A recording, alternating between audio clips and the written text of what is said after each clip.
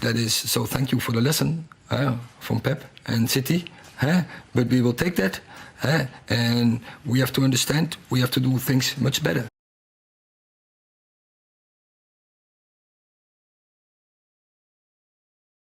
First of all, how Sunday was obviously a difficult day. How have the group and I guess yourself responded to that disappointment?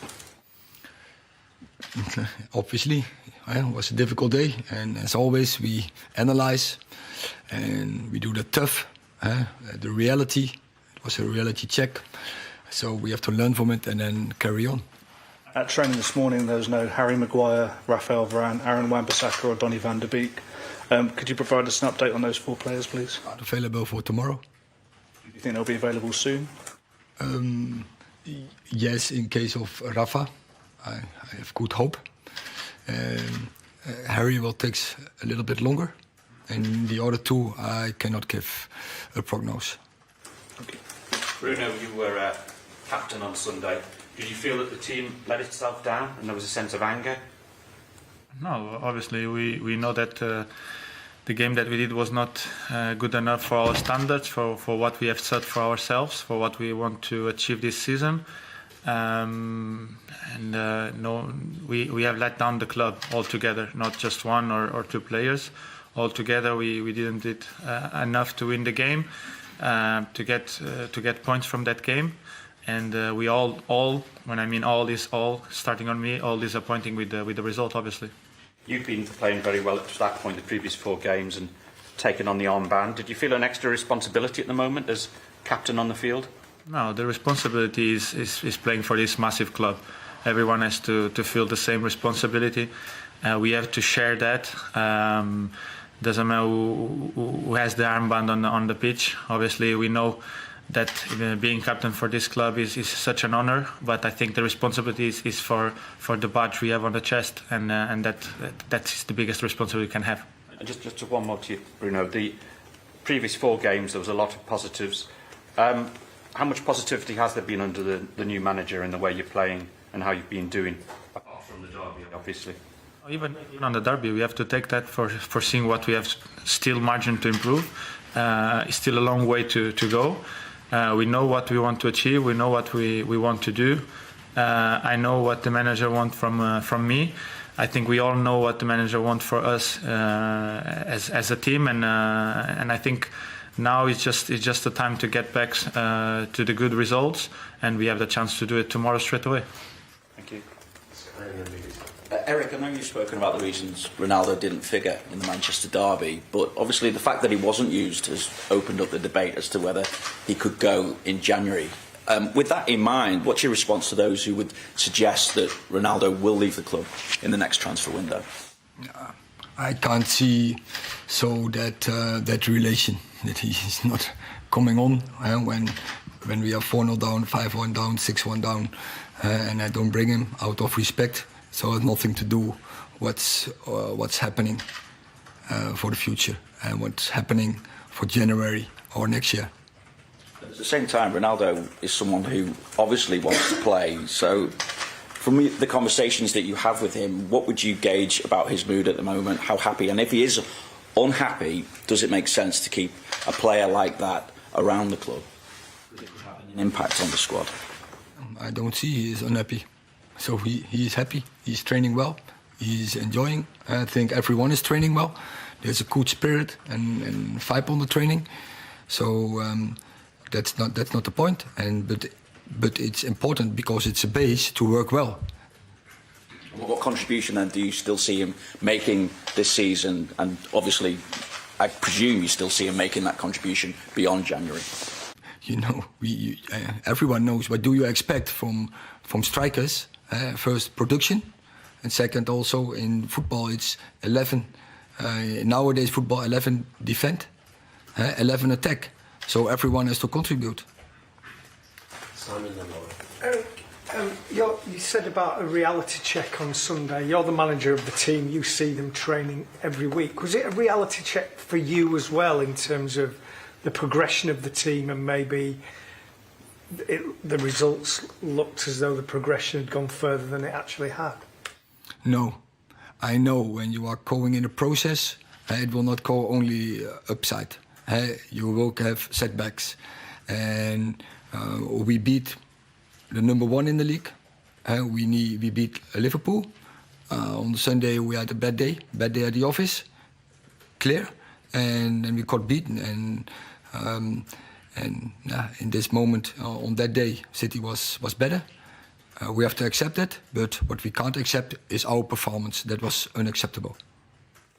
Do you agree with that, Bruno? You came into the club and the club went up, then it dropped back, then it seemed to go up again, then it dropped back again, and Eric's come in and you've had bad results at Brentford, then good results, then another bad result. How do you get the inconsistency out of your game, and where is the level of Manchester United at the moment? Oh, as you said, when I came to the club, probably was not the best period for the club.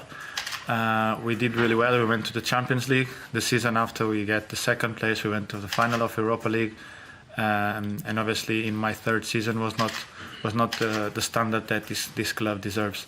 Obviously, we start this season with a project. I think is clear from the club that you want to make a standard with the manager, an idea of play, and I think everyone has to be in the same page. I think it's been like that even with that 2 defeats, because we did really well in the pre-season. We get back and we understand that the Premier League is not that easy. So we have to be at a high standard, at high level, and understand that every game will be difficult. We get our 4 consecutive wins straight away with big teams, with Arsenal that is doing really well, with Leicester that is always tough to play away, Southampton is always tough to play away, and obviously with Liverpool. And now we have this setback, but this hasn't changed nothing on our ideas, on our way of playing, on what we want to do as a team. And I think and should be like that. The club doesn't want to change nothing at all, because I think it is a process, as the manager said, and in this kind of process, because if we go to the reality, we are 3 months together with the manager, so this will get time. Obviously, completely different ideas, and I think the team is doing really well. We had a bad result against one of the better teams of our league, so it's tough because he's a rival, he's in a derby. The result was what it was, but now it's time to get back and win straight away tomorrow, as I said, and after get our way again to win consecutive games. When you say the level of Manchester United, though, I mean, on Sunday it looked as though that was quite a long way away from Manchester City, but is it ahead of Arsenal, level with Arsenal? We don't have to focus on anyone else. We have to focus on ourselves. That has been the problem for the club in the previous years, that we want to compare ourselves with other teams. We can't do that. We have to do the best we can for this club, because this club deserves to be at the top. But we have to look at ourselves. We have to look inside and understand where are the problems, where are the mistakes, what we can improve. Because you can't change anything away from here. You can change what you do here, on the day by day, on the training sessions, on the games. You can do different things for yourself, for your team. And that is what we have to think, not about Arsenal, Liverpool, or wherever. We have to think at ourselves, doing the best we can, win every game that we have in our hands, and the future will say where we have to be on the table, if it's first, second, third, fourth, or even lower. Hi, Bruno. Rules were broken on Sunday, according to Eric, in terms of, I think, pressing maybe off the ball or certain positional things. Can you sort of identify what those rules were, and have you had open, honest conversation with teammates about what they were, and so that they don't happen in future? No, we had a meeting, as the manager said. We went to see the tough things, see the mistakes that we did. And as I said after the game, I said straight away, I think we conceded 3 goals on a counter against a team that normally plays in possession. So we knew it, that when they don't have the ball, they have some players that stay up front, that want to counter, that want to have the ball straight away when they win it, and we could avoid that. We didn't, and they scored the goals. But as I said, we saw that, we know what was the mistakes, and now more than see and understand what was the mistakes is don't repeat it again, and get back, as I said. Get back to the best results as we can, to win games, because that in football is where it counts. And even if we have done a bad game against City and we have scored 6 goals and it was 6-6, everyone will be probably more happy. But obviously, I think The main thing for us now is get back on the winning track and carry on. Just a question for Eric, if I may. It's obviously a long process that we're undertaking here. We've had some signs of success. Does a game against City mean that you tweak anything in those kind of big games against such quality opposition, or is it just part of the building process and players will need to have these kind of bumps along the way? What is tweak? To tweak, to change a little. Oh, to change. So after the Brentford game, it seemed like passing out from the back maybe was altered. Would you adapt certain principles for certain big games? That's what you always do, so that you take respect of the opponent. But we will stick to our philosophy. We will stick to our rules and our principles. But that's tactics. Sometimes you, in your tactic, you also to surprise opponents. You have to bring something different in your game, and we will do also for the future. But I think what's good, I think we can get a lot of confidence about this series. When you beat Arsenal, when you beat Liverpool, now we get a reality check with Man City. So we know that we have to step up, and that is so. Thank you for the lesson from Pep and City. But we will take that, and we have to understand. We have to do things much better. Last question in the room from time. Hi, Eric. Just want to talk about Casemiro. Obviously, he's sort of had a slow adaptation to Manchester United, still trying to get into the Premier League team. What more does he have to do to force his way into that team? And can he use these Europa League games to try and build up his fitness for Premier League football? Because obviously it's often played, tomorrow played at a different tempo to the derby was, for example. First of all, I don't make a difference. Europa League, Premier League, we have to win all the leagues and all the cups and what else. So we will play tomorrow our best team, and we have to construct a team, because also we want a competitive culture in our team, in this club. And I said already before, it had nothing to do with Casemiro. It had always all to do with Scott. And because when you sum it up, Brentford, he wasn't in the team, we lose. And then Casemiro, he came on the day that Casemiro signed, and we win. We played 6 games, we win 5. And in 5 games, he played. And in 1 game he didn't. That was against Sociedad. So for me, then is that logical, because it's competition in the team. And so for me, was that the choice? And he performed really well. He developed really well, and had nothing to do with Casemiro. But I'm sure that Casse will play a really important role, and we know all his background. We know all the titles he won. You see every day in training he can contribute in this team, and he will be a really important player for this team. So we will see what will happen, but I'm convinced that will happen. Okay, we have time for just a few questions from journalists in Cyprus via Zoom, and we'll start with Rob Dawson. Hi, a question for Bruno, if possible. The manager on Sunday referenced he thought it was a lack of belief that contributed to the defeat at City. I was just wondering, do you feel that is still probably an issue in the dressing room, that even though you've had a couple of wins, the confidence is still quite fragile? Well, the confidence has to grow up, because we know we have been doing really well, and we can't be just putting everything away we have done because of a result. We didn't when we lost the first 2 games, and so we shouldn't do it now. And I think everyone is aware of that. Everyone knows what we have to do, and it is about, as I said before, get back to the wins, believe in the process, because as I said before, it's a process. We'll get time. We've been doing really well in the recent previous games before City. Is a setback, but you have to get up, and as everyone knows, it's when you start getting a good result, and if we will get a good result tomorrow, we will be back, and that is the most important thing. Dave McDonald. Question for Eric.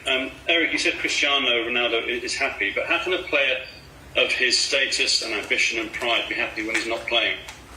He's not happy that he wasn't playing Sunday, don't get me wrong, but that wasn't the question.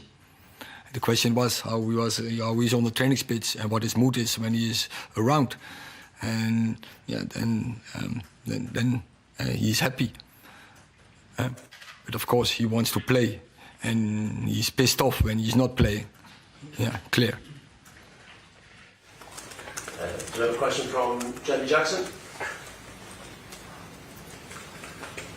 Hi, question for Eric. Just going back to your comment, I think you just repeated it now about why you didn't bring on Cristiano against Manchester City. I think you said, we certainly said on Sunday, out of respect for his career, but I'm a bit confused because it sounds like special treatment for one player as if he's not the same as the others. I mean, why put on Anthony Martial if you're losing 5-1? Why is he any different?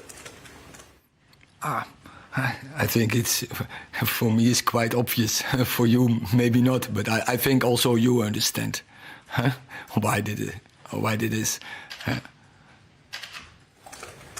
So I didn't hear the response, but I am actually confused why you said that, because why have any player on the bench, whether he's 37 or 21, if you're not prepared to use him in his career?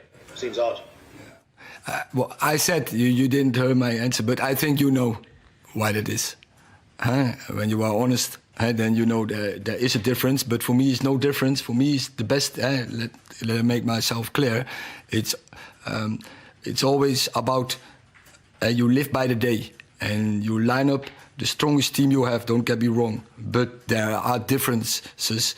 No one is the same in a team. Actually, and also the treatment. I will treat everyone with respect, but they have all different backgrounds, and also from character they are different. So also I have to treat players different to get the best out of them. But there are certain general, let's say, values and standards. What counts for everyone. Okay, do we have any other questions in Cyprus? Okay, last question from Chris Wheeler.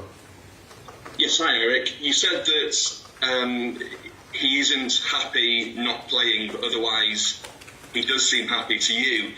In your conversations with him, do you sense that he accepts the role he has at the club and that he sees himself being part of that for the rest of this season?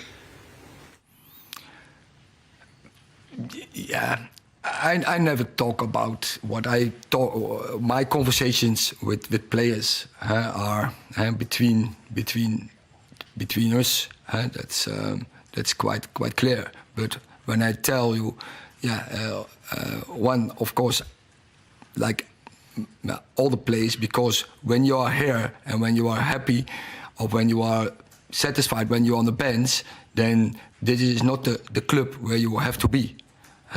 So and especially Cristiano, he's a really competitive, as we all know. He is not happy, of course, when he is not playing. But I already said, and then I have to repeat. Maybe you didn't hear. He's training well. He has a good mood, and he's motivated, and he gives his best. So, and that is what we expect. Okay, thank you very much.